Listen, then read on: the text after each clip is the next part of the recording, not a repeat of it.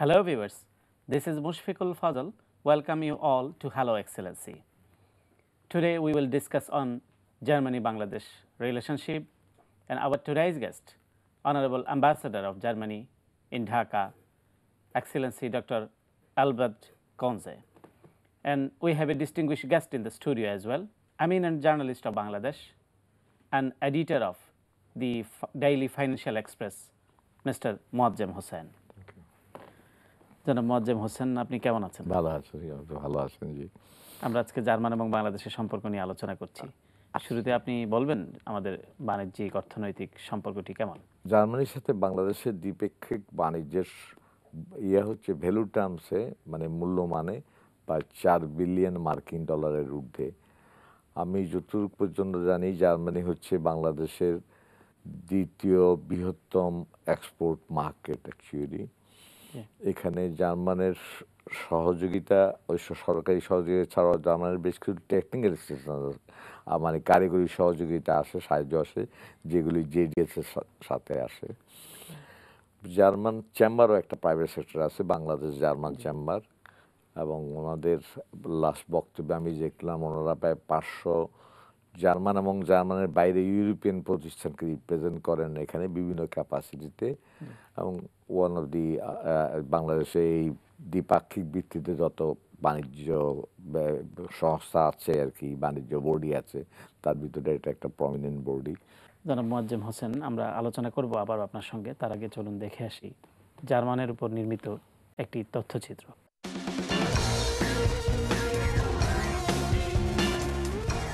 পশ্চিম ইউরোপের অন্যতম বৃহৎ দেশ জার্মানি। প্রায় 3,57,021 বর্গ কিলোমিটার এলাকা নিয়ে গঠিত বর্তমান জার্মানি ইতিহাসের নানা চড়াই উতরাই, উত্থান পতন ও ভাঙাগোড়া পার করে এসেছে। কেবল জনসংখ্যার দিক দিয়েই নয়, অর্থনীতিতেও ইউরোপীয় ইউনিয়নের সবচেয়ে বড় দেশ এটি। বিশ্ব ইতিহাসের দুটি মহাযুদ্ধেই অক্ষশক্তির ভূমিকায় ছিল জার্মানি। দ্বিতীয় বিশ্বযুদ্ধ পরবর্তী প্রেক্ষাপটে বিভক্ত হয়ে পড়ে দেশটি। 1961 সালের 13ই আগস্ট বার্লিন প্রাচীর তৈরি করে পূর্ব ও পশ্চিম জার্মানি নামে দুই ভাগে বিভক্ত হয় দেশটি। 1989 সালে প্রাচীর ভেঙে আবারও একত্র হয় দুই জার্মানি। সেই থেকে ঘুরে দাঁড়ায় দেশটির সামাজিক, অর্থনৈতিক, রাজনৈতিক ও সাংস্কৃতিক পরিমণ্ডল। বর্তমান বিশ্বের অর্থনীতির অন্যতম প্রাণকেন্দ্র বলা হয় জার্মানিকে। কৃষি, শিল্প, ব্যবসা বাণিজ্যে ইউরোপ মহাদেশ ছাড়িয়ে সারা বিশ্বে ছড়িয়ে পড়েছে এর প্রভাব। সমৃদ্ধশালী এই দেশে মানুষের জীবনমান অত্যন্ত উঁচু মানের, মাথাপিছু গড় আয় 41,000 মার্কিন ডলার। 2014 সালে দেশটির জিডিপির লক্ষ্যমাত্রা ধরা হয়েছে 3.73 ট্রিলিয়ন ডলার। আমরা তথ্যচিত্রটি দেখলাম। আমরা জার্মানির সঙ্গে বাংলাদেশের অর্থনৈতিক সম্পর্ক নিয়ে আপনার সঙ্গে আলোচনা করছিলাম। আমরা এই আলোচনাটি অব্যাহত রাখব, তার আগে একটি বিরতিতে যেতে হচ্ছে। Dear viewers, now we will take a short break. After short break, we will come back soon. Please stay with us.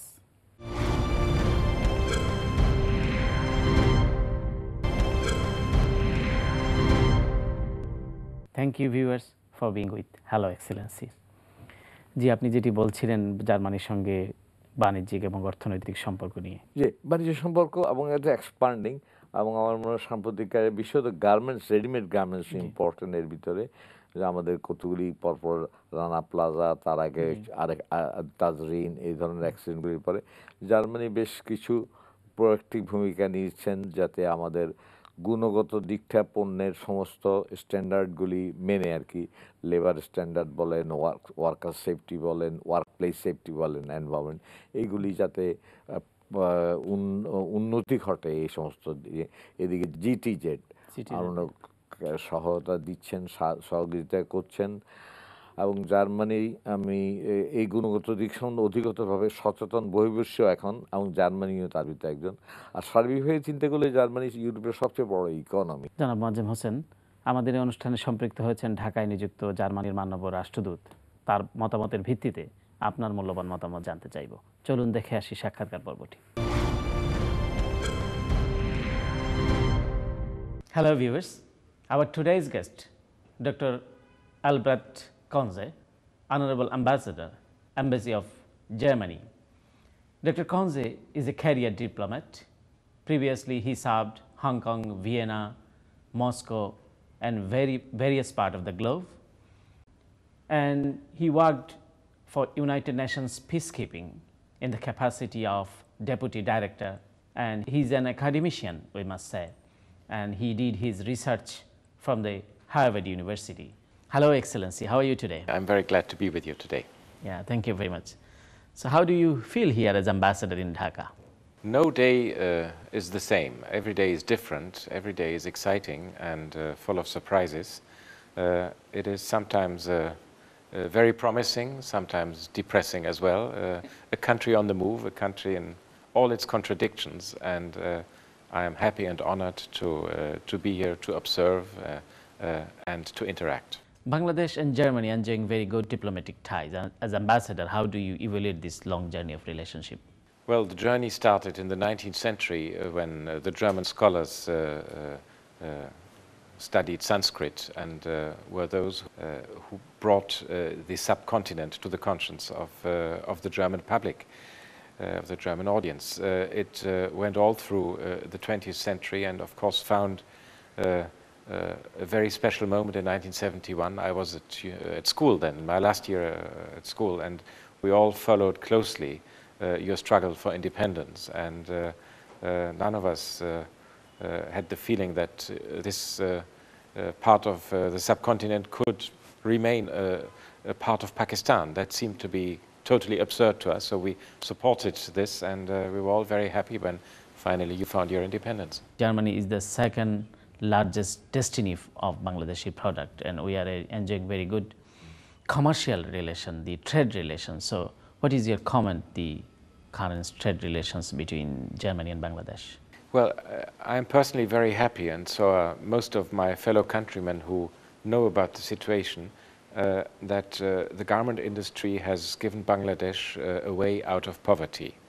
In an extraordinary way, your country and your entrepreneurs have managed to build up this young industry and to be successful in exporting your products. This is known in Germany, but unfortunately we have had two major disasters over the last year. First the Tazreen fire and then the Rana Plaza building collapse. That has tarnished your country's reputation because everybody is asking in the West and in Germany very much so, well, how can that happen? Why are these factories so unsafe? And is nobody looking? Is nobody controlling? So this was not good for your country's reputation. I think the task for the day now is to react and to improve things. And quite a few things have happened since. Not enough yet, but you may imagine that this is one of my major preoccupations as ambassador of my country to Bangladesh, to help and assist to improve your reputation. But reputation only follows action, so action must come first. And I think all the action that is now necessary has been defined. Now it needs to be done. It needs to be. So what is your observation? The situation is improving? It's beginning to improve. We have a constant dialogue with the government now from representatives of the major buyers, that is North America and Europe. And we've made our point, and there have been promises and pledges and commitments from the government. Now it needs to be implemented. It is still a process that is too slow to bring about an efficient system of control and inspection. Just the other day, I have handed over 20 motorbikes to the inspection team because inspectors need to be mobile if they want to make surprise visits to factories in order to check the fire safety, the building safety, etc. Many elements need to come together, but now under the leadership of the International Labour Organization in Vienna, supported by Germany and all European countries who buy garments from Bangladesh, a good program has been devised. We don't have much time. We don't have time until the next disaster. When it happens, I hope it will not, but when it happens, the world will ask again, what has Bangladesh done since Rana Plaza? And there, I think it's important that the government can then show a list of things that have already been implemented in order to explain to the world that this is not just a place for cheap garments, but also a place for decent working conditions for those who produce the garments. Excellency, Dr. Konze, Germany is one of the largest development partner of Bangladesh, and in many ways they are helping Bangladesh in energy sector, in the development cooperation. So what is your observation on these issues? Well, the energy sector has come more and more into the focus of our support because it is key to your economic development. When you have got your energy supply right, then your growth rate can be higher, and you will also attract more foreign investment then. Many German investors don't come because they cannot be guaranteed an energy supply, and that is, I would say, an obstacle to investment, both internal investment and foreign investment. So the energy sector is one of our main interests, and we also try to promote renewable energies very much. This country has made choices that are of a variety, but coal-based energy always has an environmental problem. Nuclear-based energy generation has many risks, and I'm not sure whether these risks have been studied to the very end already with regard to your new nuclear project. So renewable energy from solar power mainly in Bangladesh, I would say, is not an alternative but a complement. And that we have more than 2 million rural homes now powered by solar energy is a huge success. My country has had a big stake in that World Bank-led program, and we will continue on that road. We are also very much engaged in improving the grid, because much energy is being lost in Bangladesh between the power station and the household, or between the power station and the factory, because the power lines are not up to date. So you can make gains of up to 30% if you have a better transmission efficiency. One of our focuses again. So we will continue, and I think with all the skills you have and with all the determination you have, and with the gas you have offshore, you will improve your energy situation considerably. Excellency Dr. Konze, the European Parliament recently passed a resolution on Bangladesh, especially the one-sided polls, which was held on 5 January in Bangladesh. And they have strong reservation. And just after election, we have seen your observation.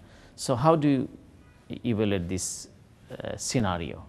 I believe that there was a general feeling, not only in Bangladesh, but also among Bangladesh's Western friends and many other friends in the world, that this election did not have the quality of previous elections.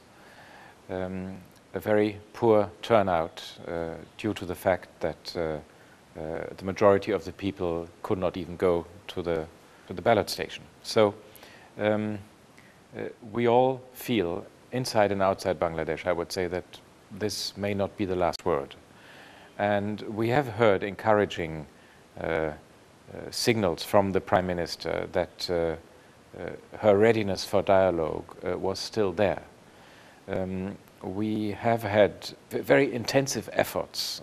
We have seen these efforts and we've participated in these efforts at the end of last year to bring the parties together, to find a solution for an election-time government acceptable to all. This was not possible. There was not enough readiness for compromise, and I wouldn't say the international community has failed, because we are only here to assist. I think the two parties failed to find the compromise. Now, the result is an unsatisfactory situation, and the responsibility lies on those who have brought about this situation. And these, I think, were the two major parties. So it is only logic that they should now make a new effort and engage in dialogue. We have asked for this, and we have echoed what most people have said in this country. You are used to inclusive elections. You are used to exciting elections. You are used to controversial elections. This election was none of that. This election has brought in a huge majority for one party and has produced an opposition that at the same time sits on the government's benches, something I have never seen in the world before. So this is a bit of a strange situation that one cannot expect to prevail for 5 years. There are some noises, I don't even want to listen to them, who talk about another 5 years now, but they do not come from the Prime Minister. So I think the door is open for dialogue. Structures for dialogue had been established in December. There had been a format of 4 senior representatives of the Awami League talking to 4 counterparts from the BNP. That format is not dead. It should be revived. It can be revived. I think once things have calmed down a little bit on the surface, which is now the case, the moment for such dialogue could perhaps come, and it could be held with less pressure than the parties found themselves under at the end of last year. So on the whole, I remain optimistic, and I believe that a good solution could be found well before the 5 years end. Excellency, Dr. Konze, Bangladeshi students are very much interested in Germany, but lacking scholarship opportunities like other countries. Do you have any plan to increase the numbers for the scholarship? I don't think we can increase scholarships, but a scholarship is not the only answer to a young person's desire to study. I've just discussed that with Sir Fazal who has proposed a new model for countrywide student loans that could be supported by donors. So what many students in the Western world do to tap their parents' resources, and if they are insufficient, then to contract a student loan themselves, is a model for Bangladesh too. Studying in Germany is much less expensive than studying in the Anglo-Saxon world, because most of our universities do not ask for more than nominal fees. So all students need to do is sustain themselves. This is why we have had an enormous amount of interest now in education in Germany to deal with all that, because we were overwhelmed in the last 2 years by the increasing number of students who want to come to Germany. I'm very happy about that, because this will build the bridges into the future. These young people will come back to Bangladesh. A few of them may even stay in Germany, and they will be the ones to carry our relations into the next generation. Excellency, Dr. Konze, do you have any special remarks for the NTV viewers? Well, I very much hope that a few months from now, many Bangladeshis will support the German team at the World Cup in Brazil. We have an excellent team. We have many players. Some of them are still injured, but we hope they'll be ready for the show. Thank you, Excellency, Dr. Konze, for being with NTV. Thank you very much. জনাব মোয়াজ্জেম হোসেন, আমরা জার্মানির রাষ্ট্রদূতের সাক্ষাৎকার পর্বটি দেখলাম। উনি বাংলাদেশের অর্থনৈতিক বাণিজ্যিক সম্পর্ক, একই সঙ্গে রাজনৈতিক অস্থিরতা এবং একতরফা নির্বাচন নিয়ে আলোচনা করেছেন। আমরা সে আলোকে আপনার মতামত জানতে চাইব। তার আগে আমাদেরকে একটি ছোট্ট বিরতিতে যেতে হচ্ছে। Dear viewers, now we will take a short break. After short break, we will come back soon. Please stay with us.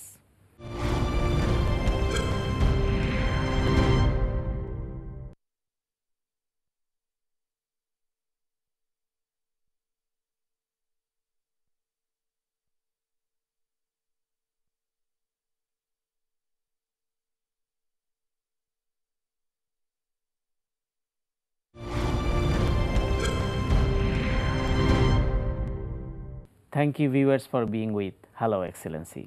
Moazzem Hossain, যেটি বলছিলেন রাষ্ট্রদূত, আপনার সার্বিক মূল্যায়ন যদি একটু সংক্ষেপে বলেন। জার্মান বাংলাদেশ অর্থনীতি সম্পর্কে কয়েকটা ভিত্তি আছে, ফান্ডামেন্টালস, যেগুলি ওনার মেসেজ আমি দেখেছি লাস্ট টাইম ইউরোপিয়ান ইউনিভার্সিটি ডেতে। সেখানে উনি বলছেন এনার্জি এফিসিয়েন্সি, যে প্রস্তাবটা আমরা তুলেছেন এখানে উত্তর দিয়েছেন, এবং রিনিউয়েবল এনার্জির ক্ষেত্রে, ক্লাইমেট চেঞ্জের ক্ষেত্রে বাংলাদেশকে সাহায্য করা, ক্লাইমেট এনভায়রনমেন্ট, বাংলাদেশ এমনি ডিজাস্টার প্রোন এবং এনভায়রনমেন্টাল হ্যাজার্ডস অ্যান্ড রিস্কের ভিতরে আমরা আছি, এবং এই সংক্রান্ত বিষয়ে জার্মানির সহযোগিতা দ্বিপাক্ষিকভাবে এবং আন্তর্জাতিকভাবে সেই বিষয় আছে। আর তিনটা দিক আছে, সেটা হচ্ছে relates to good governance, rule of law, human rights. এটা হচ্ছে জার্মানের দ্বিপাক্ষিক বা বাংলাদেশের দ্বিপাক্ষিক সম্পর্কের ভিত্তি। আমার মনে হয় মোটামুটিভাবে এই ভিত্তিটা অন্যান্য ডেভেলপিং কান্ট্রিজের সাথেও অ্যাপ্লিকেবল, একই রকম ভিত্তিতে কাজ করেন, কারণ এখানে কোনো অ্যাক্সেসরিজম নেই। তো এগুলি প্রসারণ ক্ষেত্র। আরেকটা ক্ষেত্র নতুন দিগন্তের কথা বললেন যে জার্মানিতে আমরা শিক্ষাক্ষেত্রে কোঅপারেশন বাড়ানো যায় কিনা। উনি রাইট, আমার মনে হয় এই দৃষ্টিটা কিন্তু অধুনা পশ্চিমা বিশ্বে নেওয়া হচ্ছে মানে লোন ফান্ডের স্টুডেন্ট প্রোগ্রাম, যতটুকু পর্যন্ত প্যারেন্ট বিয়ার করতে পারে বাকিটা, এবং সেখানে লো কস্টে তারা দেশে ফিরে আসলে বা জার্মানি থাকলে যেখানে থাকুক না কেন সম্পর্ক উন্নয়নের ক্ষেত্রে আরও করবে, বাংলাদেশের হিউম্যান স্কিল আপগ্রেডেশনে সাহায্য করবে। ইলেকশন এবং নির্বাচন, গণতন্ত্র চর্চা, এগুলির অনেকগুলি দিক উল্লেখ করেছেন। এগুলি মূলত আমার মনে হচ্ছে আপনি যেটা প্রস্তুতি উল্লেখ করেছেন, ইউরোপিয়ান পার্লামেন্টে যে রেজুলেশন হয়েছিল সেই লাইনে বলা হয়েছিল। আমরা ব্রিটিশ পার্লামেন্টে সেপারেটলি একই ধরনের একটা রেজুলেশন দেখেছি, ডিসকাশন দেখেছি। মোরলেস পশ্চিমা বিশ্বের বেশিরভাগ দেশই একই ধরনের কথা বলছেন। ইলেকশনের কতগুলি ইউনিক ফিচার্স উনি বলেছেন। সেই ইউনিক ফিচার্স হচ্ছে ভোটার টার্ন আউট কম ছিল, যেটা একটা বিতর্কিত বিষয়। আর ইলেকশন কিন্তু হয়েছে, ওই যেটা স্বাভাবিক কারণে উল্লেখ করেছেন, 153 সিটে কিন্তু ইলেকশন ছাড়াই তারা কোনো ভোটদানের সুযোগ ওর পক্ষে ছিল না। এটা একটা ইউনিক ফিচার। ইউনিকনেস আরেকটা আছে, এটাও একটা ইউনিকনেস, মানে বিরোধী দলে থাকবেন এবং বিরোধী দলের আবার সরকারি প্রেজেন্স থাকবে। যদিও ব্যাখ্যা দেওয়া হচ্ছে বিশেষ জাতীয় পার্টির রেফারেন্সে, জাতীয় পার্টি যারা মন্ত্রী তারা এক ধরনের ব্যাখ্যা দিচ্ছেন, যারা মন্ত্রী না তারা এক ধরনের ব্যাখ্যা দিচ্ছেন, আমরা সিভিল সোসাইটির কথা যারা রেসপন্স জানি। এইগুলি কিন্তু ইউনিকনেস। জার্মান অ্যাম্বাসেডর এটা প্রত্যাশা করেছেন সময় আপনার এখন যত স্টেবল থাকবে, সময় এই ধরনের পরিবেশ যত আরও বর্তমান পরিবেশটা যদি আরও উন্নত হয়, ডিসকাশনটা ত্বরান্বিত হবে। উনি বলছেন যে 5 বছরে ফুল টার্ম লাস্ট করা সম্ভবপর না, স্বাভাবিক কারণে অ্যাসেসমেন্ট করার পিছনে অনেক যৌক্তিকতা থাকতে পারে। তবে ব্যক্তিগতভাবে এই আশাবাদ আমিও রাখতে চাইব যে বাংলাদেশের একটা ইনক্লুসিভ পার্টিসিপেটরি এবং ইলেকশন যাতে হতে পারে, সেই জন্য বড় দুই রাজনৈতিক দলের একটা মিউচুয়াল আন্ডারস্ট্যান্ডিং দরকার। সে আন্ডারস্ট্যান্ডিং মিউচুয়াল অ্যাকোমোডেশনের ভিত্তিতে হতে পারে, গ্রহণযোগ্যতা যাতে প্রশ্নবিদ্ধ না হয়, ভোটার টার্ন আউট যাতে প্রশ্নবিদ্ধ না হয়, এবং নিউট্রালিটি অফ দ্য যে সমস্ত কি ফাংশনাল ইনস্টিটিউশনস আছে সেগুলি যাতে ইম্পেয়ার্ড না হয়, সেগুলি নিশ্চিত করে আপনি এই ধরনের একটা ইলেকশনের যাতে যত মানে দ্য সুনার দ্য বেটার, এটা আমি মনে করি জাতির জন্য মঙ্গল হবে। অসংখ্য ধন্যবাদ জনাব মোয়াজ্জেম হোসেন আপনার এই মূল্যবান মতামতের জন্য এবং আমাদের অনুষ্ঠানে সম্পৃক্ত হওয়ার জন্য। আপনাকে ধন্যবাদ। সুপ্রিয় দর্শক, আজকে এ পর্যন্তই। আগামী অনুষ্ঠান দেখবার আমন্ত্রণ জানিয়ে এখানেই শেষ করছি। অসংখ্য ধন্যবাদ। খোদা হাফেজ।